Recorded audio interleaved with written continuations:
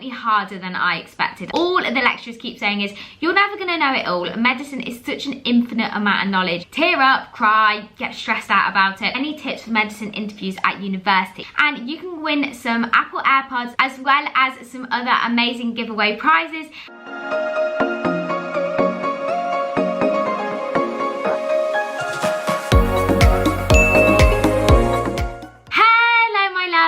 Welcome back to my channel. So for today's video, I'm probably the most excited I have ever been to film a video. First of all, I have officially finished 1 month of medical school and online lectures, and I've got through it. I'm still here. There definitely have been some ups and downs, but I thought what better time than to film a medical school Q&A for you all so we can get into the good stuff and I can fill you all in on how the last month has been. I went over to my Instagram to ask you all some questions and you did not hold back. Today's questions are very juicy and you certainly are going to find a lot out about medical school. However, before we get into the questions, I needed to say a huge thank you to every one of you that has supported me.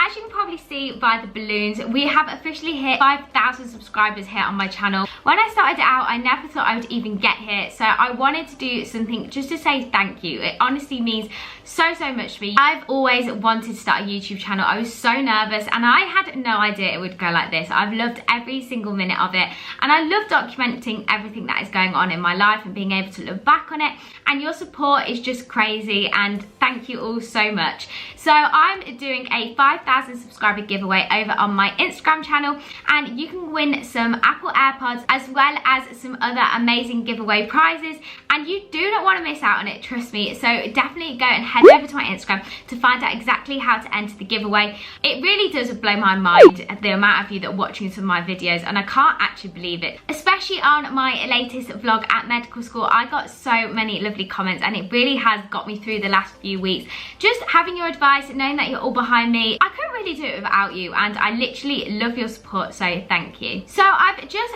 gotten up all of the questions that you asked over on Instagram, and there's a lot of them, so I'm just going to get straight in and start. The first one, which I think is a really good one to start with, is it what you expected medical school to be like? And I have to say straight up, probably no. It is nothing like what I thought it was going to be like, but that is simply because of the pandemic that is going on right now, and having everything on Zoom is very bizarre. I was not expecting to be sat in my room all day watching a screen. However, the rest of it is definitely, it is so much fun. I love my course. It is definitely harder than I expected. I was expecting to find it hard, but I don't think I prepared myself for the amount of content. I used to bang on about how much content there was in biology A level. Little did I know what I was going to get at a medicine degree. There is so much content. It can be very overwhelming at times, just the sheer volume of work they throw at you. That I wasn't expecting. I also really wasn't expecting things like MedSoc to be so good. Like, yes, a lot of things have been cancelled because of everything going on, and that is so annoying, but there still is so much to do. There are so many societies and you feel so involved with the medical school. I wasn't expecting medicine to feel like such a family. I think automatically if you meet someone that is doing medicine, you automatically have something in common with them. There is just so much to get involved with as part of being a medic and in a medical school. That is not to do with studying. I hadn't really appreciated how much fun it was going to be. The next question is a really good one, and one that I think I might do a whole video on one time. So let me know if you would like to see a why medicine video in the comments below, because I would love to make that, and I think I could bang on about this for ages. But if you haven't guessed it, the question is, how did you know medicine was the right course for you?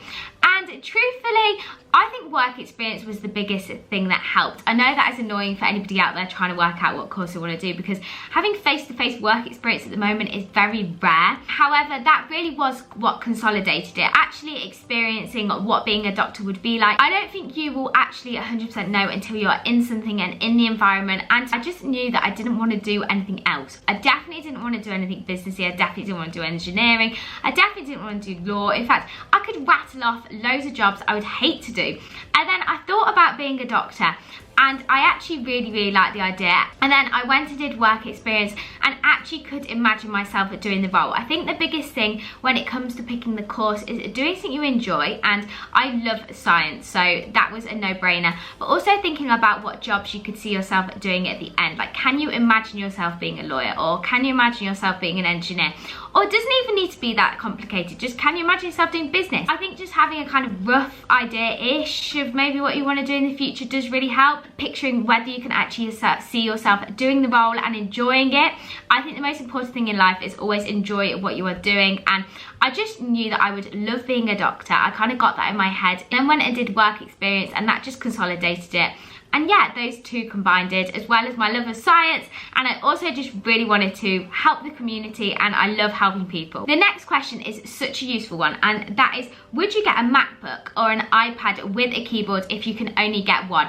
And I would definitely say I would get an iPad. I just think they are so clever. They help you out with revision so much. So what I've been doing is downloading the lecturers' PowerPoints and then actually writing with the iPad and actually annotating the presentation itself, and then writing into flashcards. I just love the fact you can actually hand write stuff on it. It means that you actually don't miss out. So you can still type, you can still have your documents all online, so that it's so much easier than having to flick through paper, losing paper, organising folders. I found it so much easier this year to keep organised and understand what is going on if it is all online and on the iPad.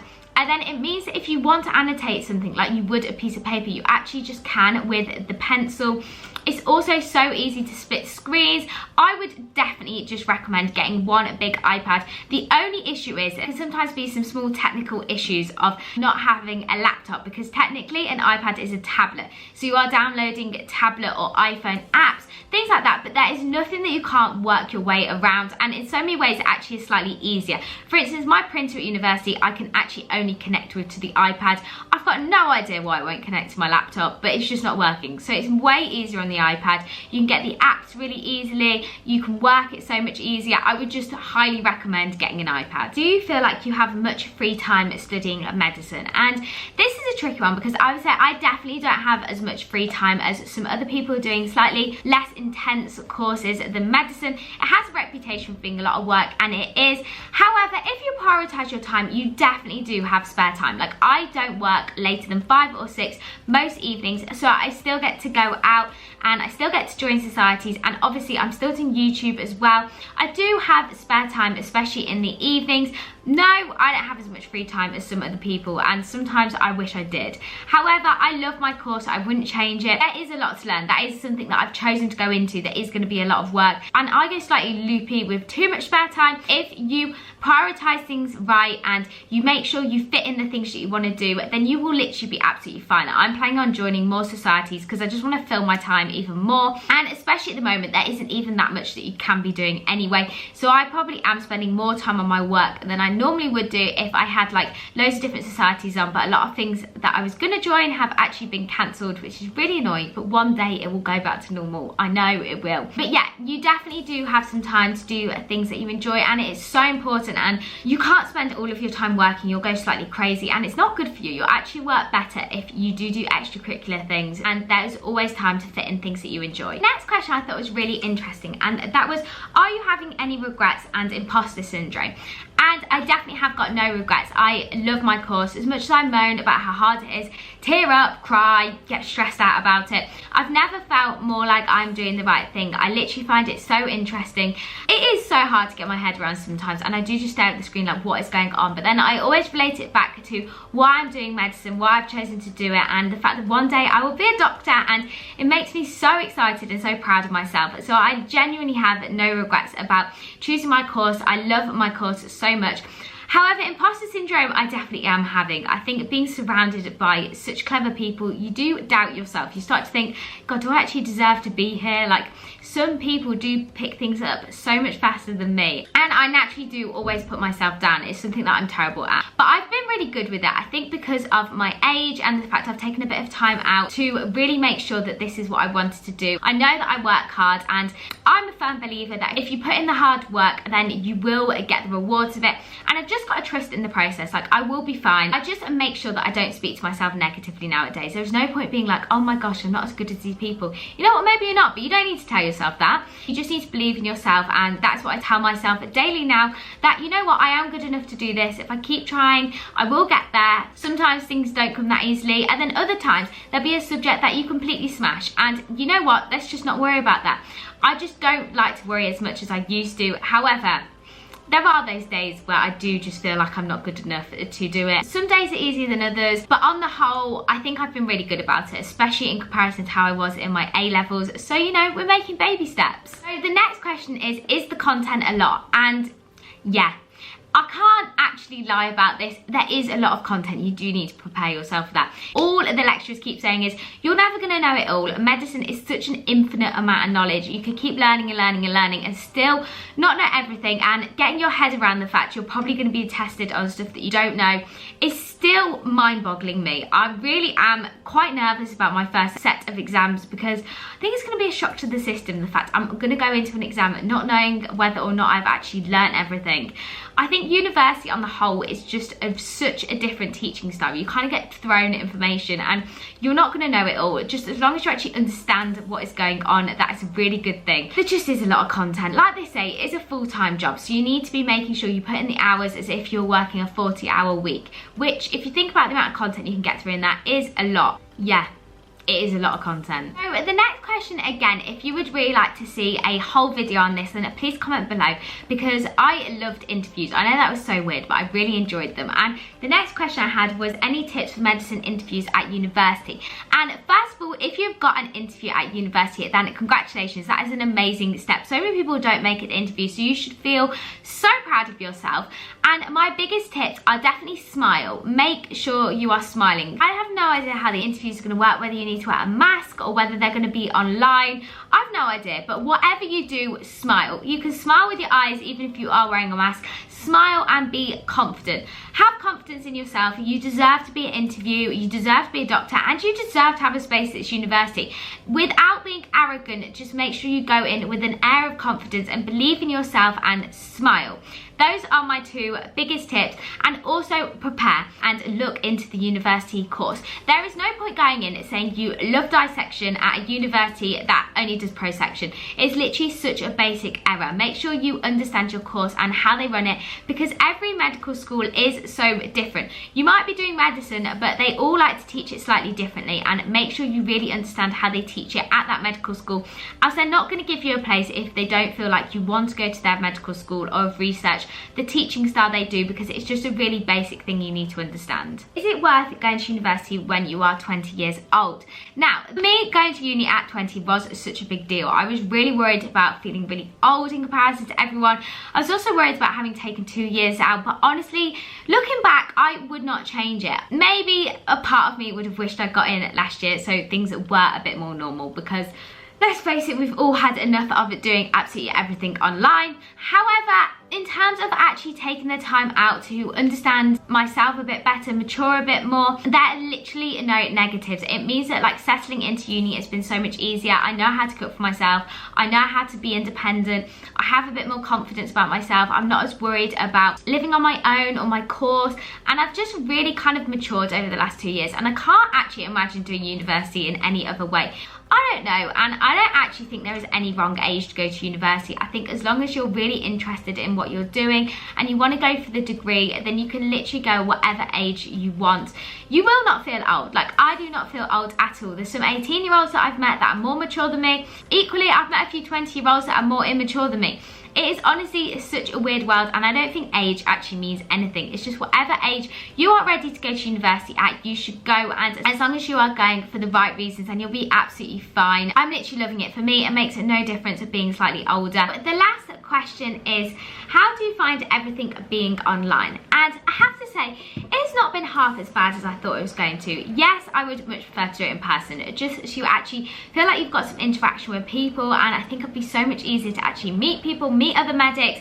But apart from that, I really actually don't mind it all being online. Sometimes I feel like I'm much more efficient at being able to watch lectures, skip through them, pause them, play some of them faster, play it again, work at it at my own pace and write my notes and flashcards at the same time. So I do think I actually use my time way more productively than I would be if I was going in. It also stops commuting to and from lectures, saves a lot of time. And I also think I'm really fortunate that my course and my university have actually structured it so well. They've given us such a good timetable. We have a lot that we can do at our own pace. So I like to get up really early and get a lot done just so I get the evenings, whereas other people might want to get up later and work till later. It means that you have a lot more flexibility to do things at a time that suits you. There's 7 days in the week and you can kind of structure things exactly how you want to do them. I also love at the end of every day they have a Q&A session on what you have been doing, so you can go in and ask your questions, which you probably actually wouldn't get the opportunity to do if things were in a lecture hall. And I think on the whole they really are trying their best. You can tell universities are trying their absolute best to have things as good as they can. They can't have us all in person, they're literally not allowed. They clearly have spent a lot of time sorting it out online, and like I said, it's not half as bad as I first thought. I've really got used to staring at a screen, and if you haven't already watched my video on how to get through online lectures, all of those tips have definitely helped me out so much. I was going slightly loopy until I implemented some of them, and now I really have settled and I actually quite enjoy it. I'm using my time really well and it helps me get through the content, and there were a lot of positives to online university. I'm going to end the video there. I'm really sorry if I didn't answer your questions. I literally couldn't get through all of them. There were so many questions, and I will definitely do another one of these Q&As. So make sure you are following my Instagram so you don't miss out on videos like this in the future, because I always ask all my questions over there. And also go and enter the giveaway, because I literally can't wait to give away these prizes just to say thank you. Your support really does mean so much, and you all help me get through medical school. I love YouTube. It's like one of my favorite hobbies and it's just my passion. I love it so much. So thank you every single one of you that is supporting me on my journey, and I can't wait to get back to vlogs. There will definitely be some more vlogs coming soon, but if you did enjoy today's video, then please give it a big thumbs up and subscribe if you haven't already, and I will see you so soon for a vlog, everybody. Bye.